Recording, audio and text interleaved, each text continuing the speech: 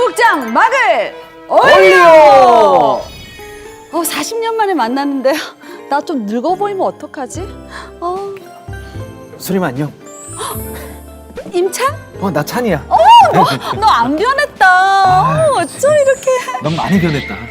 예쁘게 변했지? 아, 그래 40년인데 늙었지 뭐. 똑같다 너는. 반가워. 똑같지. 그래. 세상에. 근데 얘들아 안녕. 어머 선생님. 선생님. 아니 나 선생님 아니야. 앉아. 너 기억 안 나니? 나 6학년 3반 그 키 크고 깡 마른 멸치. 멸치가 이제 누구야? 기억나? 어쩌다가 멸치가 이렇게 됐어? 나 요즘 먹방 찍고 있잖아 유튜브. 그렇구나.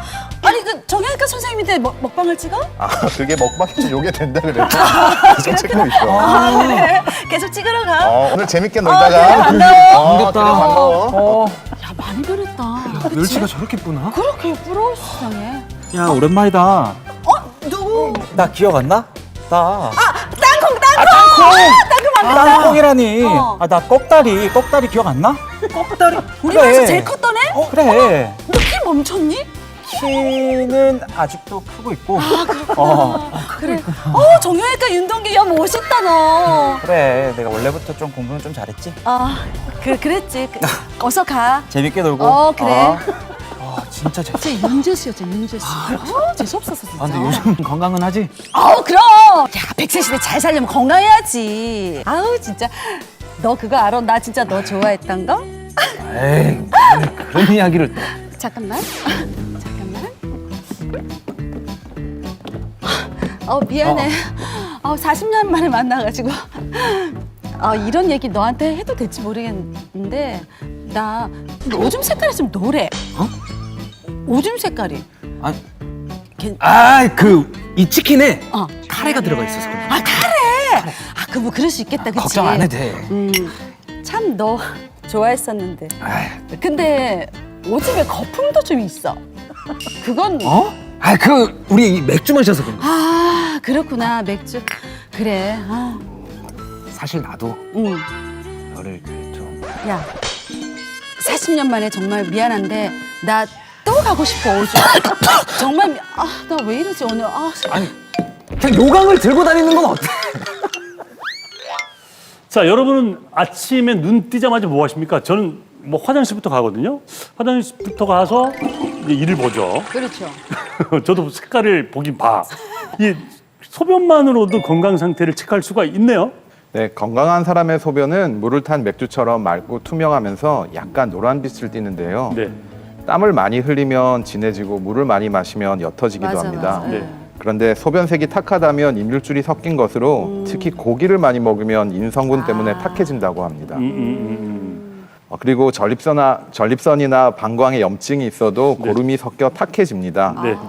색깔이 탁하면서 소변을 참기 힘들거나 네. 아랫배가 뻐근하고 네. 소변 후에도 잔뇨감이 있다면 단순히 고기를 많이 먹어서가 아니라 방광의 문제일 가능성이 높습니다. 네, 그렇고. 소변 색깔을 이렇게 구별하기가 쉽지는 않아요. 근데 저 아는 분은 소변색이 콜라 색깔이 나온 적도 있다는데. 그래요? 그건 저는 뭐 이해를 못 하겠더라고요. 그럴 수도 허허. 있어요? 네. 네, 소변이 짙은 갈색이면 사구체 신염을 의심할 수가 있습니다. 사구체는 콩팥의 여과기관인 사구체에 염증이 생기는 건데요. 네. 사구체 신염은 초기에 빠른 치료가 중요하기 때문에 네. 콜라색 소변을 본다면 네. 바로 좀 병원에 가시는 게 중요하고요. 네. 그리고 우리가 스피잉이나 마라톤 같은 네. 고강도의 운동을 한 이후에 콜라색 소변을 본다는 분도 있어요. 네. 그럴 때는 근육이 파열돼서 생기는 횡문근 융해증이 발생한 것일 수 있습니다.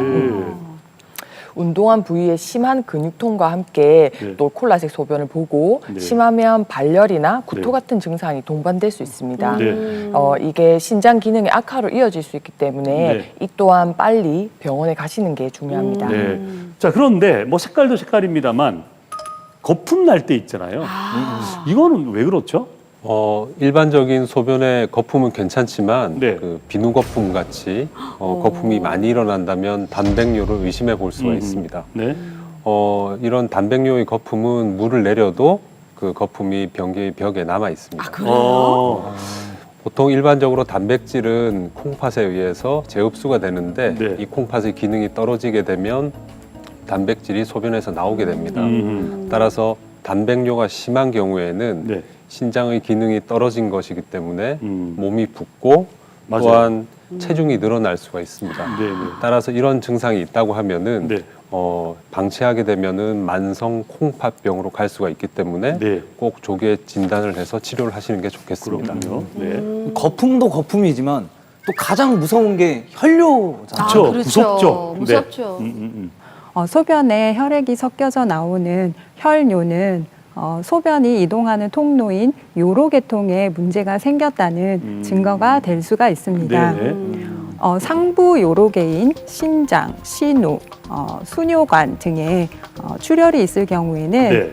검붉은 색상을 띠게 되고요. 네. 하부 요로계인 방광 그리고 요도, 전립선 등에 출혈이 생기게 되면 네. 붉은색을 띠게 됩니다. 음. 또한 방광암이나 신장암 같은 비뇨기 계통의 암이 있는 경우에도 혈뇨가 발생할 수가 있습니다. 그렇군요. 전 이게 궁금한 게 네.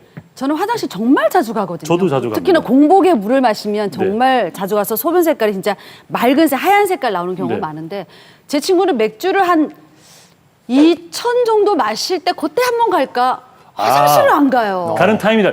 또 특히 남자들은 네. 같이 이렇게 막 먹잖아요. 맥주를 먹다가 화장실 먼저 가는 게 좀 약간 그래가지고 버티는 그런 참는 경우도 거예요. 안 있는 참는 것도 거죠. 있어. 그런 걸 왜 참아요? 네, 그런 묘한 그런 게 있어요. 근데 제 친구는 정말 소변을 잘 안 보더라고요. 네. 그러니까 횟수를 어느 정도 봐야지 하루에 건강한지 아닌지 그거 좀 궁금하네요. 궁금하더라고요. 건강한 성인 같은 경우에는 방광이 한 500cc 정도의 소변을 보관할 수 있습니다.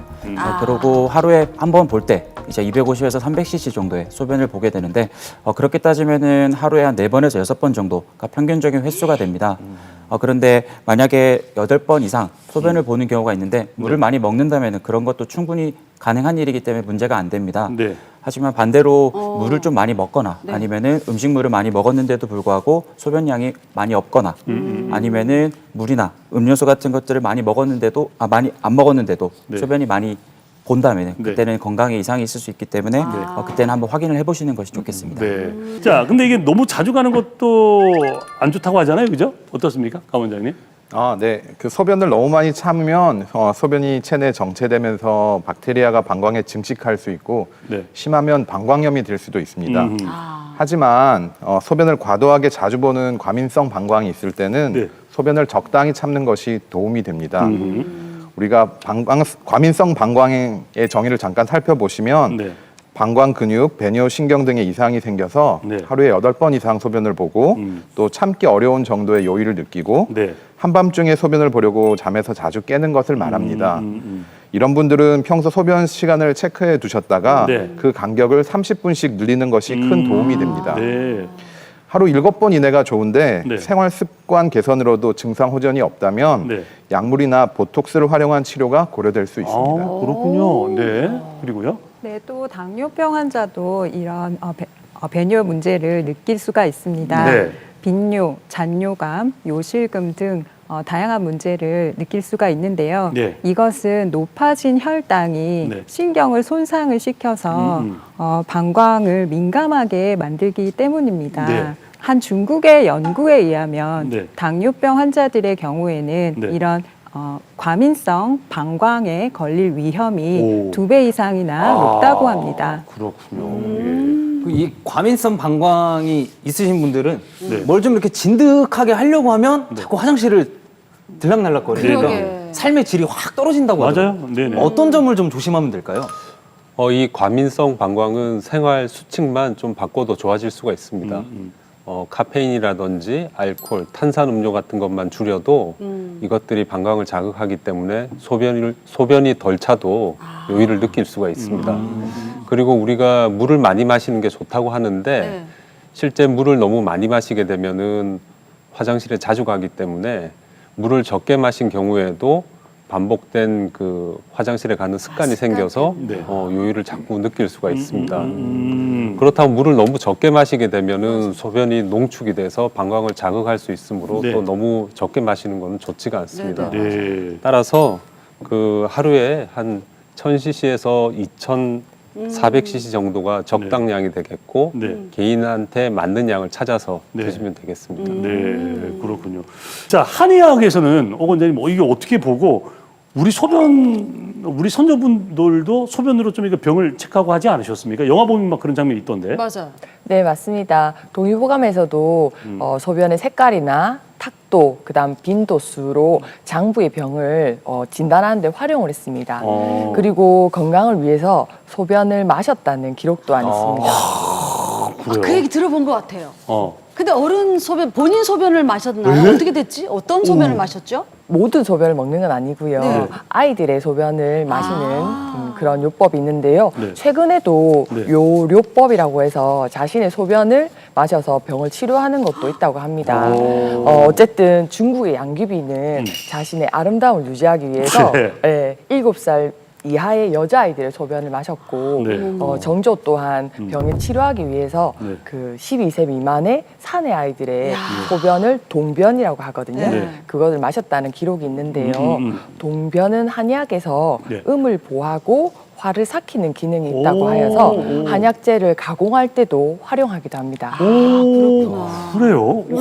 근데 소변에 보면 세균도 있고 막 이럴 텐데 이걸 어떻게 먹지? 그렇죠. 네. 갓 배출된 소변은 체내 다른 분비물인 눈물이나 콧물 아니면 침, 대변 같은 거랑은 다르게 아주 깨끗한 상태인데요. 네. 이거는 이제 소변이 나올 때 심장을 통해서 여과돼서 나오게 돼서 요도를 통해서 나오는데 네. 그렇게 됨으로써 깨끗한 상태이기 때문에 사실은 먹어도 크게 이상은 없을 겁니다. 그래요? 이제 본인의 소변 색깔 이제는 그냥 무심코 지나가지 마시고 한 번씩 확인해 보시는 것도 좋은 정보가 될 것 같습니다.